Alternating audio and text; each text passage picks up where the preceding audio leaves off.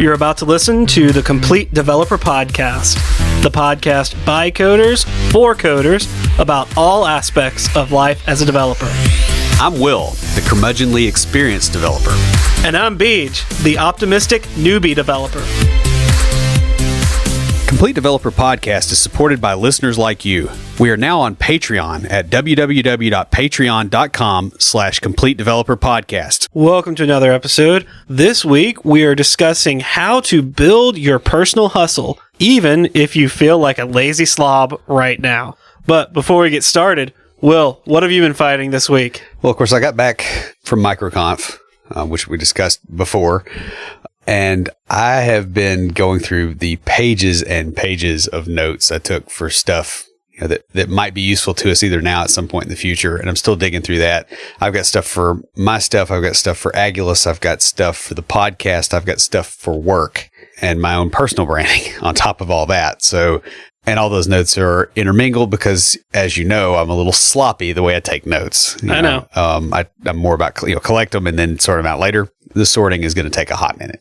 In addition to that, we hit 50,000 downloads. Was it Saturday or Sunday? Saturday. Yeah, because I was up really late, so I couldn't remember which one. It was Saturday because I was up editing when we hit it. So it's 50,000 total downloads since the beginning of this podcast, 18 months ago? Mm-hmm. And that's pretty impressive. That's a lot. Yeah, especially since we didn't start with anything. Right. We had no list, we had anybody. we started just throwing it out there and telling like 5 or 6 people, hey, we did this. Yeah. And it is snowballed that far. And also, it wasn't that long ago that we got the first episode with 1,000 downloads, in which I had to buy you a beer because mine didn't get there quick enough.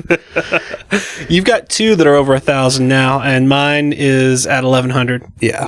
So, yeah, it's growing like crazy. So how about you? Well, I have been swamped at work. We are sending part of the project I've been working on to pilot this week. Plus, I've started getting some assignments on the maintenance team.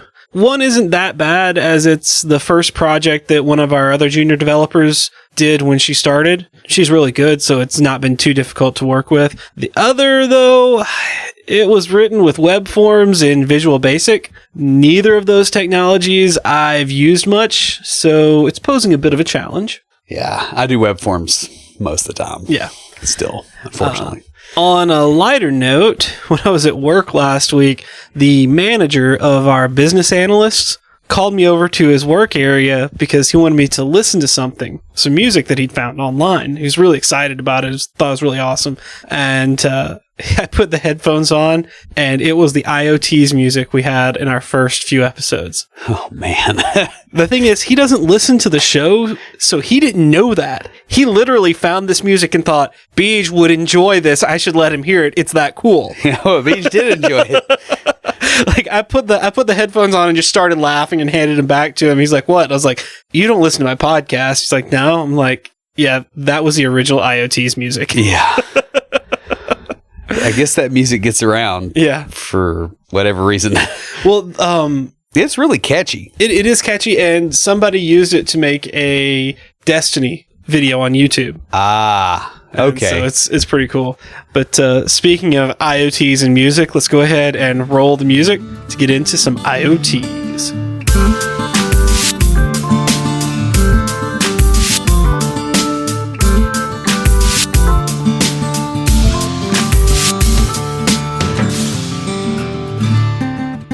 This week for IoTs, I have a project called the IoT Electronic Door Opener. Using Internet of Things technologies, this automatic door opener allows a person to access the door remotely. You can put a camera on the door and then allow remote entry for persons leaving packages or cleaning personnel, so they don't have to have access if personnel changes on a regular basis. That would be handy. Yeah, exactly. It's got kind of a long list of hardware and software specs, and I'll put those in the show notes. So who's talking to us this week? We grabbed a comment from Ubaldo. It says, hi, Will and BJ. This message is just a thank you for your professional podcast. I'm a developer from Italy, mainly writing code in Java and Scala. I generally enjoy your episodes during my commuting, and your advice and experience give me brilliant insights each time. Please keep going with this awesome show. Ciao, Ubaldo, thanks so much for your comment. We really appreciate it. And we've got a complete developer water bottle just for you.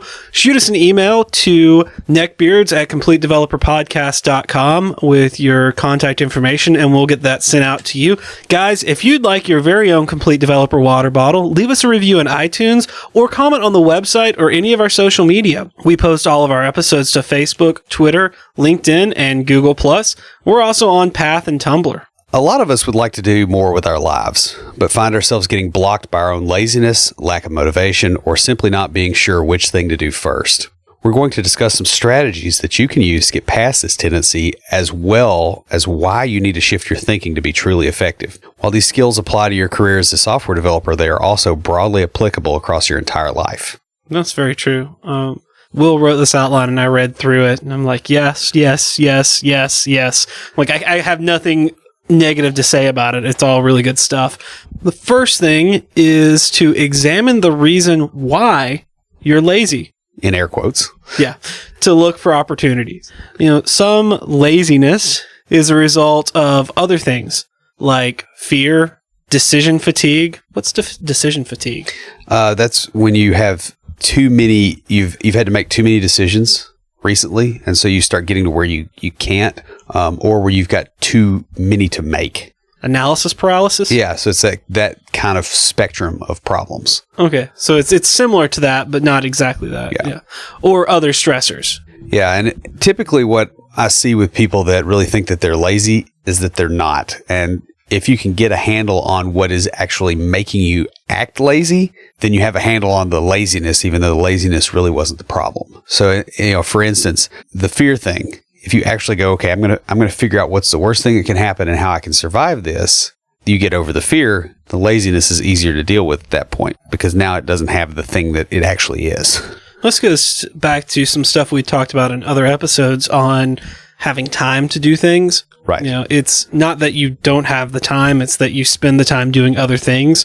And, a lot of times your laziness is really a symptom of something else. Yeah. I mean, it's very rare that somebody is legitimately completely lazy. That's just, I don't really believe that that's a thing for most adults, even the ones that are complete slobs and are sitting on the couch all the time. Like there's a reason they're on the couch versus out doing something else. If they can conquer that reason, then they're okay. Which leads into the next point, which is ditch your distractions. And we've kind of beaten the drum on this quite a bit. Yeah. Distractions like TV, Facebook, and video games are some of the things that come to mind, really. Yeah. And I mean, this doesn't mean ditching them totally. Because you can't, you've got to have some place to blow off steam. Mm-hmm. And you got to have, you can't always be on. But rather, you'd want to consume them when they provide value to you. Well, yeah, and it's, it makes me think of last night. I was driving back from Florida. I heard about that trip. Yeah. Well, actually, at this point in time, I wasn't driving, but I was coming back from Florida, and you and I were texting back and forth, working on podcasts and other things that we're doing. And I said, hey, I'm not going to be able to text anymore. I've got to start driving. It's my turn to drive. And you're like, that's fine. I'm going to go watch Lost with my wife. And it's like, all right, you had just spent probably 3 or 4 hours, at least that I know of, while I was talking to you, working on stuff. Yeah. I think it was more like 6. Yeah. Well, I mean, you worked before. I assume you worked before I was talking to you. But yeah, and you were going to watch Lost as a mental break and as a spend some time with your wife, as something that you guys do together. I guess the analogy I would use, if you're doing weightlifting, for instance, there's a difference between taking a break because you're giving up and you don't want to push hard enough, and taking a break because, yes, I need to make an intentional rest so that I can grow more muscle. Yeah, that's true. And that's why you don't work the same group of muscles every single day. Even if you lift every single day, you work different groups of muscles. Right.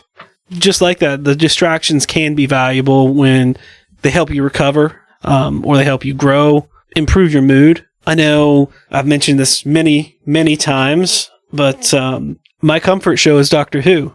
Yep. And the new season started just this past Saturday. Of course, I was down at my sister's and wasn't able to watch it after a very stressful drive home. There's a story behind that, but I don't want to get into it. Yeah. I sat down and watched an episode of Doctor Who, the new episode, and I felt a lot better just after watching that. Yeah. So, I mean, sometimes you just gotta take a break and just take a minute off. It's really more about valuing. It's more about intentionality, honestly, than it is anything else. You're going towards a goal, not you're trying to get away from pain. Speaking of intentionality, the very next point is make continuous small improvements. Yeah. That takes some intentionality to do that. Yeah. I mean, you have to get over the notion that you can suddenly become totally productive or totally healthy or, totally fix your relationships, totally do whatever. That's probably not a good way to do it. Now, my friend, John Beluca, he actually has an Excel spreadsheet, and for each of his projects, he has one goal a week, and that's it. And the thing with that is he never gets burnt out for doing that. Well, I won't say he never gets burnt out, but he's less likely to get burnt out because he's continually making improvements versus trying to take the whole thing in one shot. Well, this point reminds me a lot of the mentality that you and I both had kind of coming out of high school and in college. I was always looking for that one book, that one thing that was just going to completely change my life. Yeah. That I was going to read it and all of a sudden I was just going to be a completely different person. Yeah. And what's funny is once you get the skill set and the attitude to change your life yourself, any book can help you. It can help you, but it's not going to be that one life-altering event that completely changes you. It's that slow improvement. What I realized was that none of those were ever going to just suddenly change me. It was going to have to be me working hard a little at a time to become what I wanted to be. Right. And so I started doing that. Hit some road bumps, but that happens in life. Everybody does. Mm-hmm. I mean, but the big point is to change a couple of small things at a time and stick with small discipline until it becomes automatic.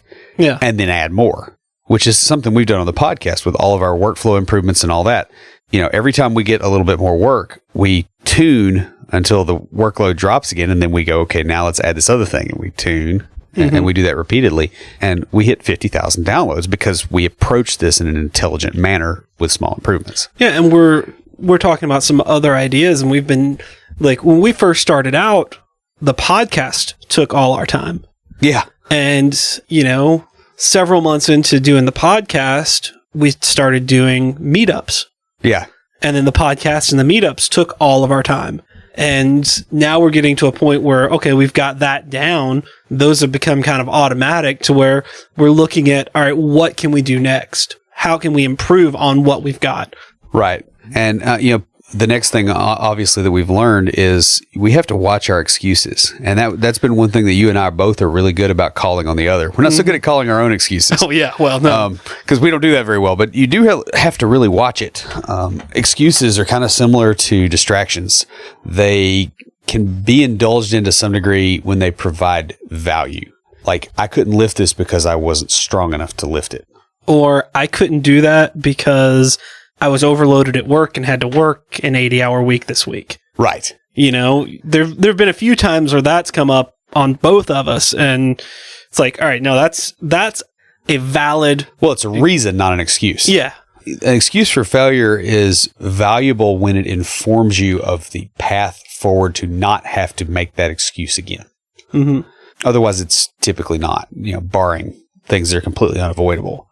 So you just have to kind of watch that because excuses can be disempowering because if you're not at fault, you're probably not in control either. You kind of like your hindbrain sort of realizes that even if the rest of you doesn't. Yeah, that makes a lot of sense. And I really liked what you said about how using the failure to inform you, like the excuse is the information. Like, all right, I failed because of this. Now I can go and use that knowledge to not fail because of that again. Right. Now that is using your excuses to your advantage. But saying, oh, I failed because of this and I'll never do it because of that. Yeah, that's it. Yeah. That is not using the excuse to your advantage. Yeah, because when you hear people that say that, like, I don't know about you, but my immediate thought is, how did your parents potty train you? Or did they? Yeah, well, Like, it does not make me comfortable when I hear that at all. that makes sense. That makes sense. Speaking of potty training, the next point is to dedicate and schedule time to things that are important. So I'm guessing that you schedule time for coming up with clever transitions. Yes. Well, Everybody's got a hobby. That's true. That's true. Yeah, you'll see an internet meme going around about if something's important to you, you'll do it, or you'll find the time to do it. If it's not, you won't. And that's kind of half right. But if a goal is truly important to you and it's not scheduled, then you're not treating it seriously enough. And I mean, that's just it. You can't just kind of wing it and go along. I mean, when we were early on in the podcast, we started kind of fixing our schedules where we know what day we're recording. We know when outlines have to be done. We know when we're, writing them. When you're editing audio, like it's still in the calendar. Oh, yeah. And there's a reason for that. I don't exactly use that same schedule because I've had other things come up during the week that moves my schedule around. Right. But it's an imposition of that other thing versus just, okay, whatever, I'll do it whenever. Yeah, exactly. And, I think someone asked Stephen King, do you write when the muse takes you, or do you write, on a schedule? He goes, well, I write when the muse takes me, which happens to happen at 8:00 every morning. And there is something to that. Like you start training yourself into, okay, I've got to write, and I sit down and I write, and I've got all the pieces. I do everything the same way, and it just gets that habit built. Well, other things too, like the opposite of that takes effect because when it gets close to noon, which is when I usually take my lunch break and don't think about work for an hour, my ability to do heavy lifting when it comes to coding tends to wane. Yeah, because you're used to it. Yeah. Or if the opposite of that, if I don't take my lunch until late, like say I take it at 12:30, at about 1, I'm starting to think about the code.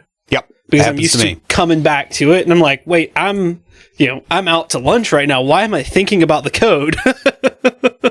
But it's because I've been doing that for almost a year now. Yeah. Every single day. Yeah. And so speaking of going out to lunch, connect with others.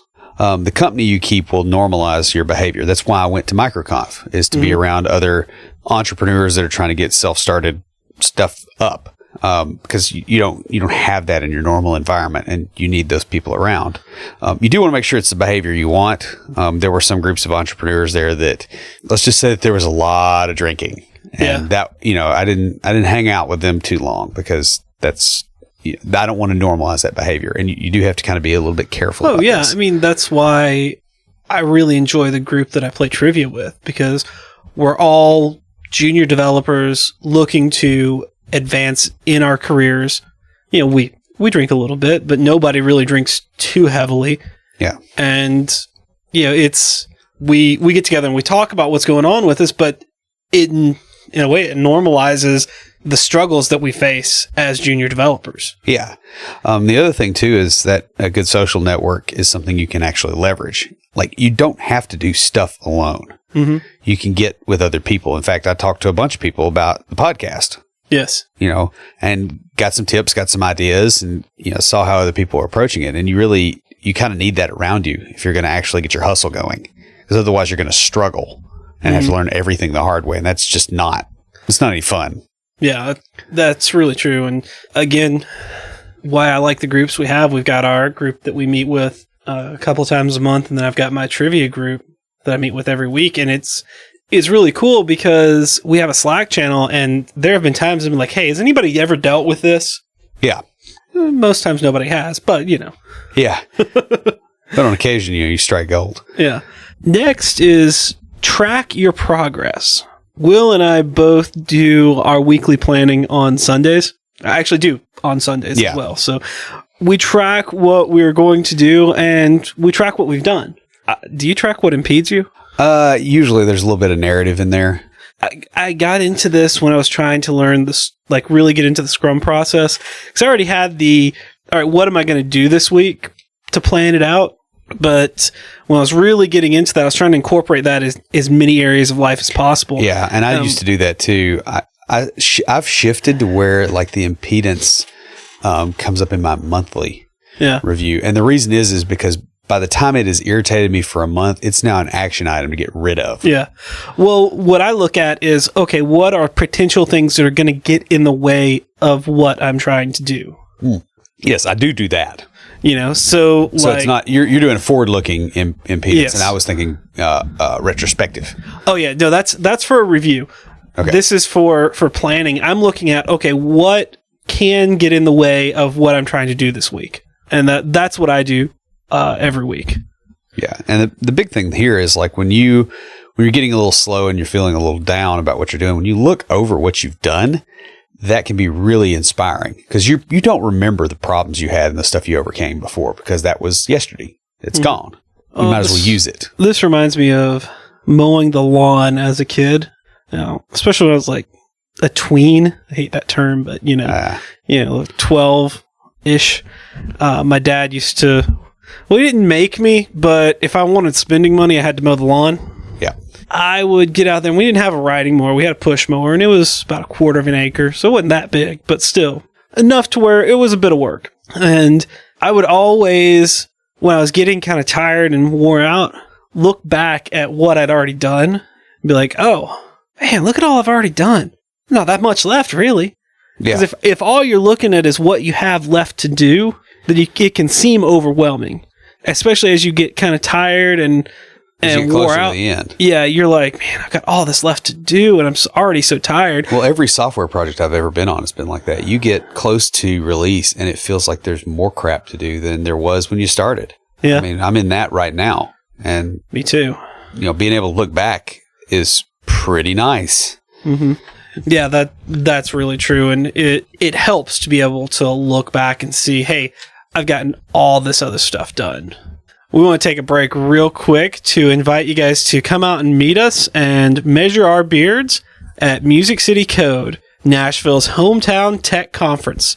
Music City Code is packed with workshops, seminars, and panel discussions to inspire progress in Nashville's tech community. Music City Code will be held at Vanderbilt's Surratt Student Center Thursday, June 1st through Saturday, June 3rd. Tickets are on sale now, and if you refer a sponsor, you'll get a free ticket. To learn more about Music City Code and register for the conference, visit musiccitycode.com.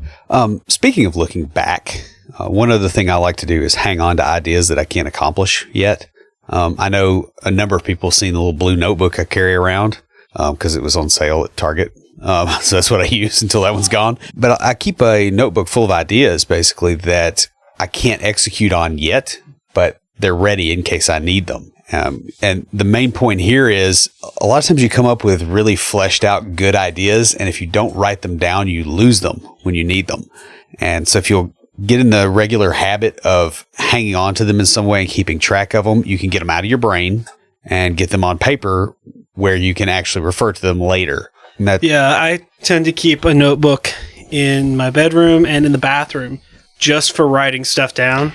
I would keep one in my bathroom, but I don't know that there's a place for it, and I know that sounds horrendous that, you think of stuff in the bathroom. It's like that will invariably be where you think about it, and you're in the worst possible position to go get that idea down. Mm-hmm. Of course, you can always put it on your phone. Yeah. Because everybody plays on their phone in the bathroom. Apparently, yeah. And then they play with it at restaurants, and this is okay with everyone. That's,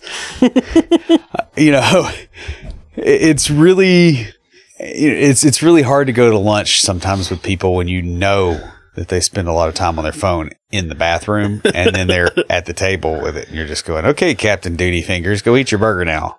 Nice. Yeah, but anyway, so keeping ideas to the side like this will also let you get them out of your head until you can deal with them and keep you from losing important things later. Yeah, and that's a huge key because there's nothing worse than when you go, okay, I've got this, I had this idea on how to do this 6 months ago, and you didn't write it down. And there was some brilliant thing that is right there that would totally solve your problem, and you don't have it. Oh, I hate that. Yeah. Oh, and I'll tell you something I do. I keep a notebook for work, and I write down, it helps me write my reports because I write all of my scrum, like my done, to do, in PEDS on there, so I can write my weekly reports. But I also take notes on it. So like as I'm going through something, like right now I'm on the maintenance team, and today I was working on one of the items on there and I had a few questions. I was like, well, I'm going to see the guy who requested the change tomorrow. So rather than pester him as each question comes up, I was able to just keep a track of them. Or it helps you plan stuff out. Yeah. Because like sometimes I'll write out, okay, I need to do this, this, this, and this to build this one component. And then I can check them off as I'm doing them. Well, and I don't know if you do this too, but a lot of times when I do planning, it's because I'm kind of fried on everything else. Yeah. And I'm thinking through the steps that I've got to take. I usually write out my scrum and do my planning for the day while I'm drinking my coffee in the morning. Yeah. Like I'll get up and I'll make coffee and walk the dog, and then I'll sit down, and the first part of my day is planning. Yeah. Because I don't have to be too, I guess, with it. I don't have to be like, it's not an in-depth thought process. It's okay, this is what I need to do. Let's break it down. Okay, I can get this much of it done today. Right. Well, and of course you're working from home. Yeah. But yeah, having the notebook there is huge. The thing that gets me is when I'm in the car. That's my pain point, and I'll use the voice recorder on my phone for that, and then go and write it down later, which sucks because you got to stop your podcast, and invariably, it'll be I'll be listening to something that has nothing to do with it, and I have to pause and take an idea down, and then go back to. There's got to be a better way to do it, but anyway, capturing ideas that you can't accomplish yet, that will help you so much in the long run. You will look like you have more hustle than you have. Yes. Also, take a little learning pain now to prepare for bigger stuff later. Yeah. And if you're going to need something in a few months, you're better off starting to get the basics down right now. I know the whole Yagni principle applies to life. You ain't going to need it, but when you do know that something's coming up that you need, you start picking that skill up. Right now, I've got some video stuff that I want to do, and so I'm learning Camtasia because at some point I'm going to start doing that, and we're probably going to eventually start doing that for here. And I don't want to try to cram that into the beginning of the timeline. For one thing, it's a variable. I have no idea how long it's going to take for me to get proficient, so I'm starting to get that early, and that is something else that has helped. With like habits and things. I have a practice of regular writing, and this has saved me a lot as far as being able to do podcast outlines and all that kind of stuff, because now it's something I'm gradually building up my ability to sit for hours and type and get ideas on paper. Cody, the lead developer where I work that we've had on the show a couple of times, asked me today if I had the capacity to train him in C#, because he sees that we've got a couple of people that can do full stack, and some of our front end developers are starting to learn back end, and some of our back end developers are starting to learn front end, to where the management is ultimately wanting everyone to be full stack, with some people just focusing more in one area than the other. Right. But he's seeing that coming down the line, and he's like, all right, well, I know the front end pretty well. I really need to learn the back end. So he's doing exactly this. He's taking some learning pain now to prepare for those changes. And of course, he's asking me, and I'm like, dude, this quarter I'm swamped. Yeah, you still have that book I lent you, don't you? Which one? I think I lent you a C# book. You've lent me a couple of them. I've given some back. The only one I have that was yours is the game development one. Huh. Okay. I'll have to look around here and see if I've got something for him. But I sent him to some of the tutorials. I said, learn the syntax now. It's like, go through these tutorials, learn the basic syntax and stuff like that. Then when I'm able to spend some time with you, you'll be ready, and we won't have to be doing like the basic stuff. I can teach you the more advanced stuff, like more framework type stuff. But so like I said, he's doing that now. Yeah. And the other thing about, picking up the little things so you can learn the big stuff later is it helps you be in a position to ask the questions about the big stuff. Yeah, exactly. If somebody came to me and said, okay, I want to start a podcast. You go, okay, well, what equipment do you have? I don't know. Well, what do you want the podcast to be about? I don't know. Well, what audio editing tool are you using? Well, I don't know. Well, do you have cover art? Well, I don't know. You don't have any of these pieces prepared, and yet you want me to take you seriously. That's not going to happen. And so part of the usually what I've noticed when people ask me about starting a podcast, they have an idea. Right. And most times it's not fully sussed out. It's, I have an idea that I think would make a good podcast. What is involved in creating one? Right. And that's a legitimately okay question. Yeah. But when you decide that you're going to do something later and then you don't have any of the pieces in place, for one thing, it's just really hard to help you. The next one is use rejection and failure as fuel. Now, we talked about this a little bit before, but you're going to fail as you try to move forward towards a goal. And sometimes it's actually helpful to make an intentional failure because you can still learn from that. Now, sometimes it doesn't quite work the way you had it planned. Like sometimes you'll hit it and you actually are successful, and you need to have a plan in place. And B just grinning ear to ear because he knows exactly the situation I'm talking about. I don't know the situation you're talking about. I faced this today is why I'm laughing. Oh, because we're having some issues with our API talking to another service. And I told our front end developer, I'm like, all right, we figured out that if you talk directly to the other service through like Postman, you get back one thing, basically a base 64 for a file. And if we talk to it through our API and then I send that to the front end, you're getting something else. It was an encoding issue. And I'm like, well, I know what it is now. Let me try something that I don't expect to work, but I just want to make sure it's not something stupid that I'm doing. And it was something stupid that I was doing. Yeah. I was reading it as a byte array when it was coming in as base 64. And so you had to do BTOA and all that? Yeah. Oh, yeah. Familiar with that. But yeah, so it was... way too familiar here lately. Yeah, it was a funny thing where I'm like, I expect this to fail, and then it didn't. And I'm like, oh... So, well, that at least tells me where the problem is, and hey, it works now. Like I wrote back to him like a minute later, it's working now.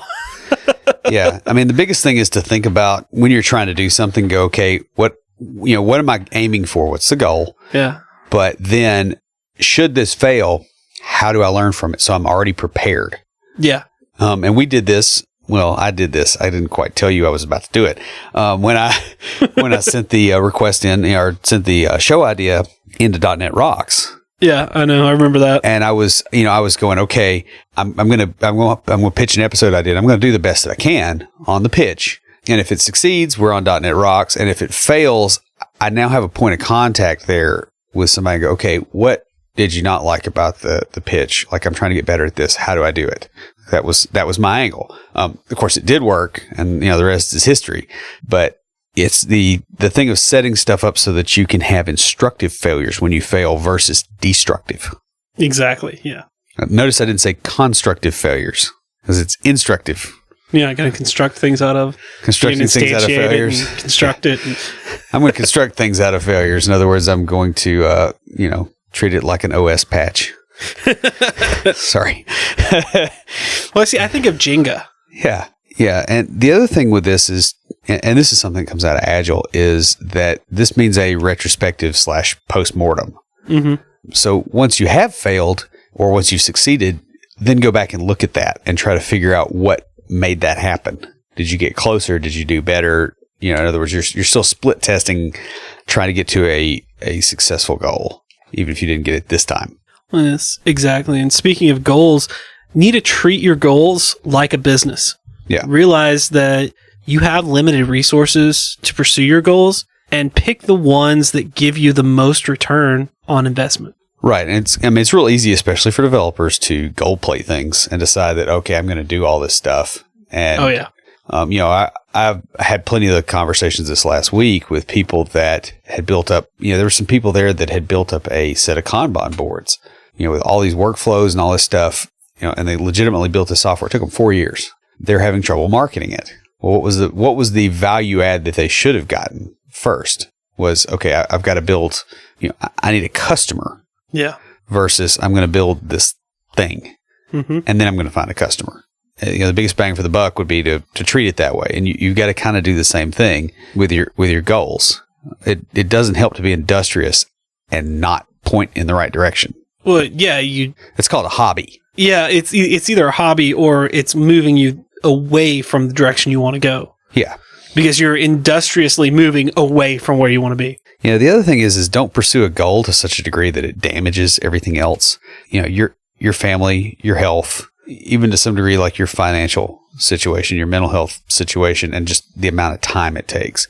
You don't want to pursue a goal so single-mindedly that you break all the other things in your life. Mm-hmm. Because more than likely, the amount of time it takes to get to your goal is going to be longer than you think.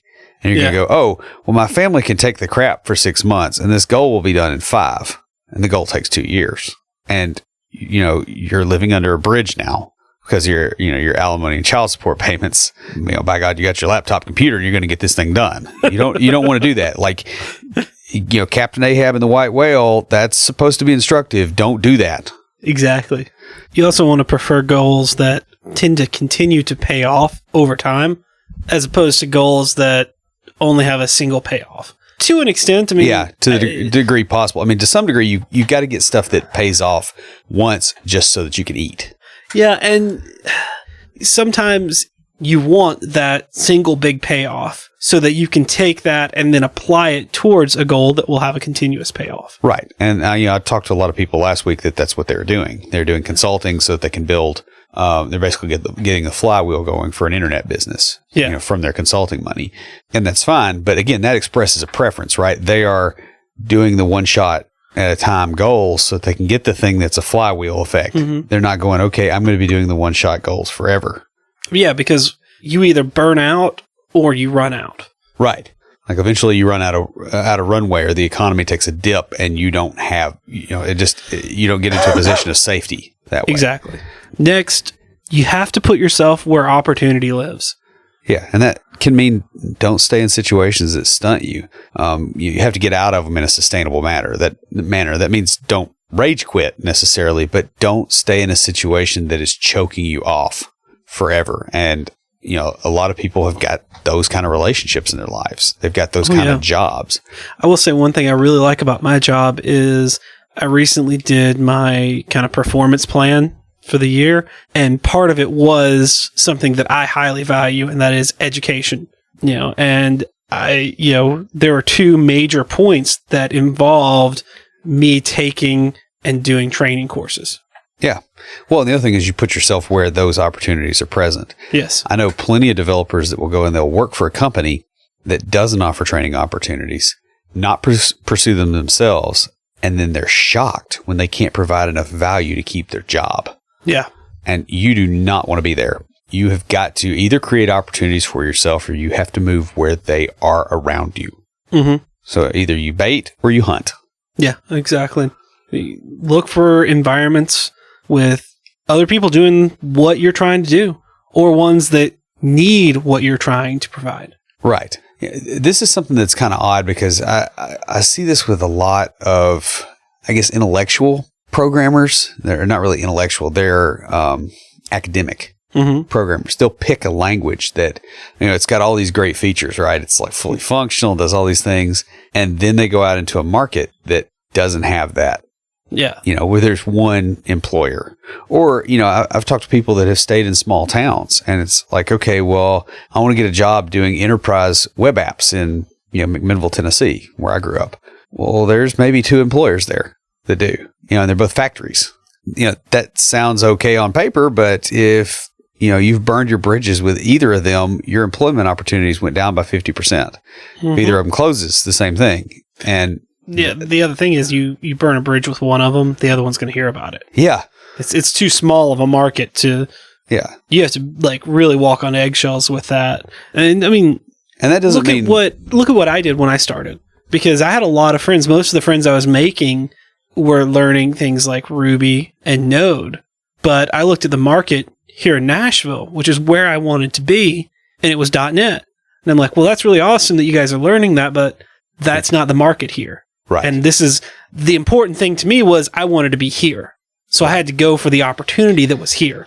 Yeah. And that doesn't mean that you go, okay, I'm going to go, everybody has to move to San Francisco because the salaries are higher. Because everybody has moved to San Francisco and the salaries are higher to compensate for the property prices. Yes. I think that's probably crazy. That's an opportunity to get burned. Mm-hmm. But you do have to pick places and people and approaches to things that allow you to succeed. Exactly. Yeah. You can't force change in the world. Like you don't want that kind of power even. Yeah. Next one is the one that you did and we both have done. Yes. And that is make your story public.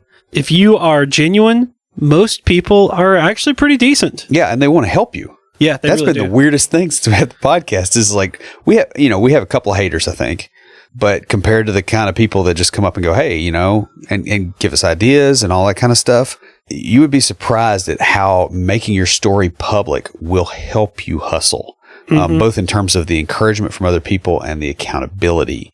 And it also will drive people towards you that are best equipped to help you. Or people that are on the same path. Yeah, and slightly behind. Yeah, and so like you can help each other grow. Right. Telling your own story, it's a huge attraction to people. The entire podcast is a result of me going public with my own story. Yeah. Which, contrary to other people's opinion, it's not the result of a drunken dare. Wait, where did you hear that? No, I didn't hear that from anybody. but it's just fun to say that. Yes.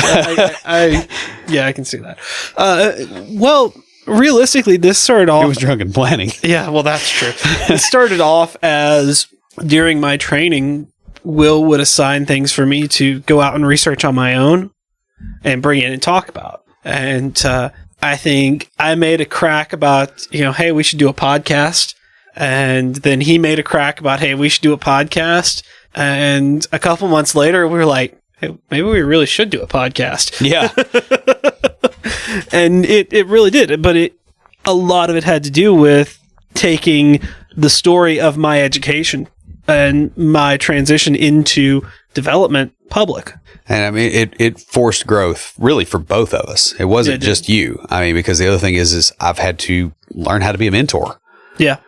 Because of that, because now people listening expect that of me. Mm-hmm. And it's great for keeping you honest. That's very true. And the last thing is reinvest your winnings. When you have some kind of gain from hustling, most of the money that you get or most of the time or most of the other benefits, yeah, okay, take some for yourself because, hey, you did win, but you also need to take most of it and put it back in and reinvest to be able to push harder. In other words, if you're an auto mechanic and you've got, a secondhand, halfway busted set of tools, after you fix a couple of cars, you might need to look at getting some better tools. Well, so you can be more effective. One of my goals this year, last year, my biggest goal was really getting a job. Yeah. And I did. Getting a job and moving to Nashville and getting closer and everything were the big goals. I've got that. This year, the goal was go permanent and get a laptop. Yep. So, in a way, investing in myself is investing in my future goals. Yeah. But also, last year, I moved up here. I got an apartment, but then, I also went out and bought a bottle of whiskey because I wanted to celebrate. Yeah. And then... Was it that bottle sitting right over there, actually? No, that bottle over there is it's several years old. Okay. But then also, this year I got on permanent, making a little bit more money than I was before. And yeah, I took some for myself and I went on vacation. I went down, visited my sister and stuff like that. But I'm also in the process of getting a new laptop so that I won't have a crap top. Yeah. Which will improve other things, but also it's a nice thing for me. So you can do this in a way that is reinvesting the winnings, but also a benefit to you. Yeah. And you'll see businesses do this as they grow, right? They have to. Well, it's how they keep growing. Yeah. Otherwise you stagnate and you die. You're going to get tired if all the winnings just go to you versus going into making it more pleasant to work, easier to work, where you can be more effective. Mm-hmm. Do that and your hustle will increase. I mean, you and I both get asked about how in the world you do all the stuff you do. This is how. Yeah. Well, that's the core principle of the podcast, really. Yeah. Because we've been doing that since the beginning. And we understand the industrial concept of Kaizen. Mm-hmm. Because we had a friend that was an industrial psychologist and, really, it deeply imprinted this on us pretty early on. Yeah, that's true. Yeah, it's helped a lot. It really has. Most of our gains with the podcast go into rolling out new and more stuff. Yeah. And, in the next few years, we got some really awesome stuff planned to come out. And it's just going to keep growing, because as we get better at what we do, we're able to do more. We listed quite a few things here, and these are just a few ways in which you can improve your hustle and be more productive with what you have. Most of them you can start applying right away, and you'll quickly see a difference in your life, motivation, and your stress level. That pretty much wraps us up, but before we close everything out, Will, what do you have for us this week for Tricks of the Trade? I just want to reiterate something that we kind of covered pretty early on, and that is that lack of productivity is a systemic problem. It's not a motivation problem or a time problem or whatever. It's systemic because it's the result of multiple processes going wrong, usually in some slight and easily adjustable way. And we didn't say anything about laziness, mainly because it really doesn't matter that much. What matters is when the default is the thing that doesn't move you forward. That's the situation you actually have to address. So you have to somewhat build a system that deals with that for you. And you don't do it to fight against your laziness. Rather, you build a system where the laziness is no longer the default, and then you just take disciplined steps forward. Now, this can be kind of hard to arrange, but if you follow the tips we had in this episode, you'll probably be a little bit better off. And that's all I got.